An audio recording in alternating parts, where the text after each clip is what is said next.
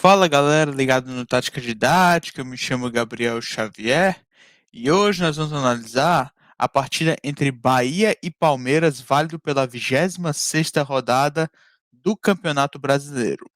Bem, antes de nós começarmos, eu gostaria de convidar você mais uma vez a se inscrever no nosso canal aqui do Tática Didática.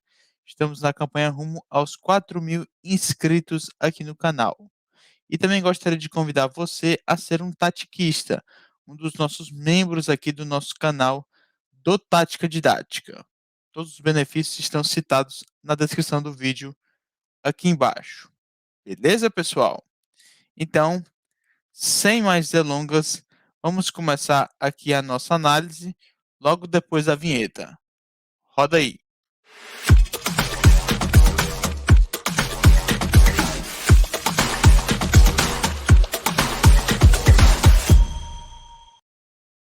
Bem, então vamos aqui começar a nossa análise exatamente citando o time do Palmeiras, do Bahia, melhor dizendo.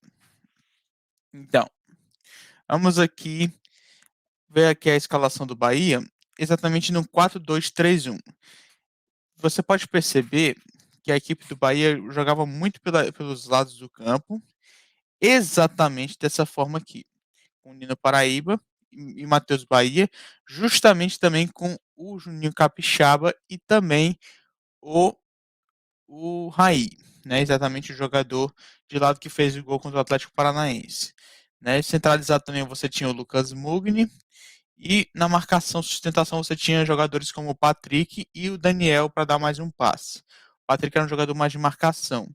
E na bola aérea o Bahia tinha jogadores de muito reforço, né? Que era o Luiz Otávio e o Conte. O Danilo Fernandes era o goleiro. No ataque você tinha o Gilberto, que era um jogador de ótima finalização. Então, e o time do Palmeiras, de certa forma, jogava em um 4-4-2, poderia variar, né, em alguns aspectos para um esquema diferente. Você pode perceber, né? O time do Palmeiras também tem alguns aspectos que é, poderia variar para um 4-2-3-1, às vezes poderia variar para outros esquemas táticos também. Então, o que você poderia perceber aqui? O Gabriel Menino estava jogando mais solto aqui pelo lado direito, Luan e Kusevich formavam a zaga, o Jorge também estava subindo bastante. Isso exigia bastante recomposição por lado dos volantes, tanto o Patrick de Paula como o Felipe Melo. Curiosamente, o Felipe Melo é destro, o Patrick de Paula é canhoto. Isso facilitava o jogo de transição, o jogo de ligação pelos lados do campo. O Veiga e o Dudu por aqui, pelos lados também poderia ser uma jogada interessante. O Dudu é destro, isso facilitava o corte para finalização. E o Veiga canhoto poderia fazer um corte também para fazer uma finalização. Isso facilitava o ângulo de chute, né? E o Rony fazia aqui a função, ele caía muito pelo lado direito para fazer um ponto, né? Exatamente. No final da partida ele até chegou a jogar de lateral direito, né? Por falta de opção, porque o Gabriel Menino sentiu e o Palmeiras ficou sem opção. E o Jailson foi o principal destaque do Palmeiras, sem dúvida nenhuma, porque ele segurou o resultado praticamente para o Verdão, exatamente diante da equipe do Bahia. Então, vamos aqui analisar com detalhes. Aqui o 4-2-3-1 exatamente, né? O Luiz Adriano mais adiantado, como vocês estão vendo. O Veiga, o Rony e o Dudu exatamente na linha, né? Aqui o Rony, aqui o Veiga e aqui o Dudu na linha de três, o Luiz Adriano mais adiantado, fazendo a função de centroavante isolado. Né? O Luiz Adriano ele buscou fazer algumas jogadas ofensivas, mas ele não se encontra numa boa fase. A gente sabe disso.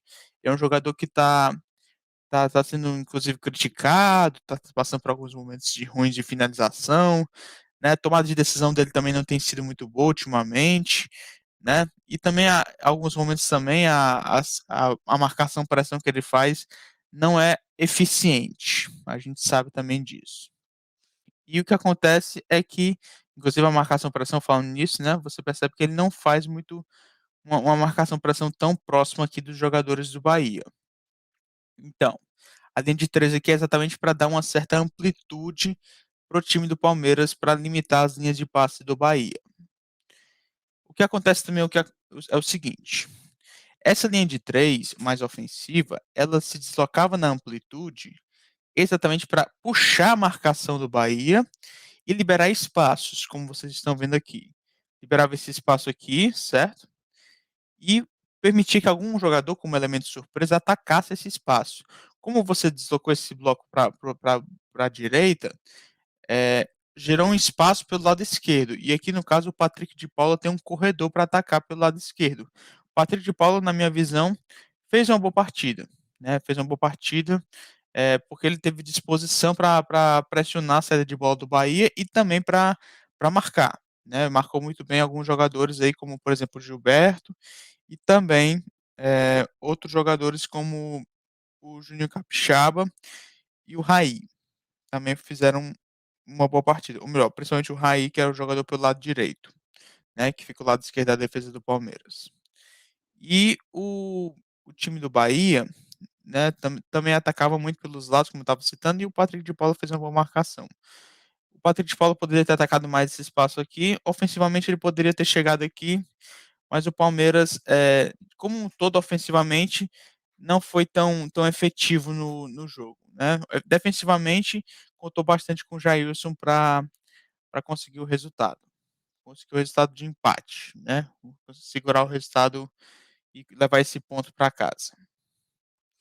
Aqui a marcação pressão, exatamente, foi o melhor momento do Palmeiras na partida, na minha visão. Né? O Palmeiras estava conseguindo pressionar a saída de bola do Bahia, estava conseguindo lidar com a marcação. O Bahia não tinha tanto domínio. Ó, você pode perceber que o Bahia estava com dificuldade de sair de trás, ó, porque você vê vários jogadores no campo de defesa, né? Você vê vários jogadores no campo de defesa. E aí você percebe que exatamente você percebe que os jogadores tentam criar linhas de passe para tentar sair de trás. E aí, no caso, o Bahia, nesse lance, foi um erro na saída de bola do Bahia que quase culminou num gol do Luiz Adriano, que tentou duas vezes e conseguiu a finalização. E exatamente o Luiz Adriano, ele fez aqui a pressão, conseguiu retomar a posse de bola, pressionando a saída de bola e quase fez o gol. Exatamente o Bahia tinha dificuldades para sair de trás nesse momento da partida, né? Mas no segundo tempo a gente tem que convir, né? Tem que ter uma coerência de que o Bahia foi bem superior. Né? O Bahia foi bem superior no segundo tempo e poderia ter saído com um resultado positivo se não fosse o Jailson, né? O Palmeiras defensivamente, né? Fez algumas mexidas táticas, vamos dizer assim. Para começar, o Renan entrou, esse jogador que está bem aqui. Renan entrou no lugar do Kusevich, que sentiu. O Renan ele poderia jogar pelo lado esquerdo, ele é canhoto para começar. O Renan é um jogador canhoto. E ficava pela direita o Luan, pela esquerda o Renan, né, e pelo lado o Jorge. Então você poderia também colocar o Jorge pelo lado esquerdo e também, de repente, né, recuar um jogador pelo lado esquerdo também poderia fazer uma dobra de marcação ali com o Patrick de Paulo, coisas do tipo. Uma boa estratégia para o Abel também para reforçar o setor de marcação, né? Ou o Wesley também, que entrou no segundo tempo, ele fazia muita marcação junto com o Jorge ali pelo lado esquerdo. Jorge, só para lembrar, que é um jogador que estava tendo dificuldade por esse setor. O Bahia chegava muito pelo lado direito com o Nino Paraíba, né? E aqui no lance, o Felipe Melo é um jogador que fazia uma linha de 5 exatamente com a defesa do Palmeiras, que era uma linha de 4, né? O Felipe Melo recuava para fazer a linha de 5, exatamente aqui com os outros jogadores. Ele ficava muito na sobra, ele fazia ora a função de volante, ora fazia a função de zagueiro. Terceiro zagueiro aqui, no caso, para ajudar na saída de bola e também para fazer uma função aqui de ficar com a segunda bola para ajudar o time do Palmeiras, né, a ter mais a posse de bola e ter mais um certo volume de jogo. Fazer um lançamento, ele tem um passe qualificado, tem uma boa jogada para isso e consegue ajudar o time do Palmeiras, né? Ajudar o Palmeiras a ter mais a posse de bola e não deixar o Bahia ter a posse de bola para evitar ser agredido. Mas o Bahia tinha mais a posse, né? Não foi uma estratégia que funcionou tanto na minha visão. O Bahia conseguiu ter mais a posse de bola e quebrava muito fácil a linha de marcação do Palmeiras. Jogadores como Jorge e Danilo Barbosa, né, esses 2 que estão bem aqui, eles não conseguiam acertar seu posicionamento defensivo.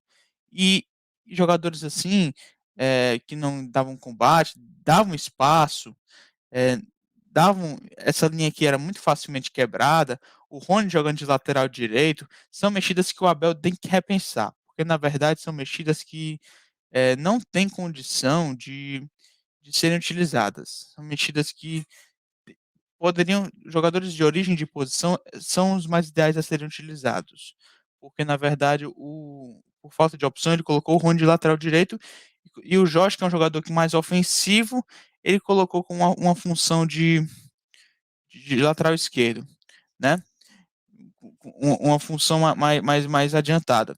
Ele também poderia colocar, quem sabe, o Rony de lateral direito, né, no caso, ele colocou o Felipe Melo de zagueiro, o o Luan também de zagueiro, o Renan de lateral esquerdo e o Jorge no meio-campo. Ele também fez isso durante a partida. Mas na verdade, isso não foi uma jogada tão que teve tanto resultado na partida. O Palmeiras e o Bahia não saíram tanto do zero, não saíram do zero e o Bahia dominou a partida, claro, criou chances.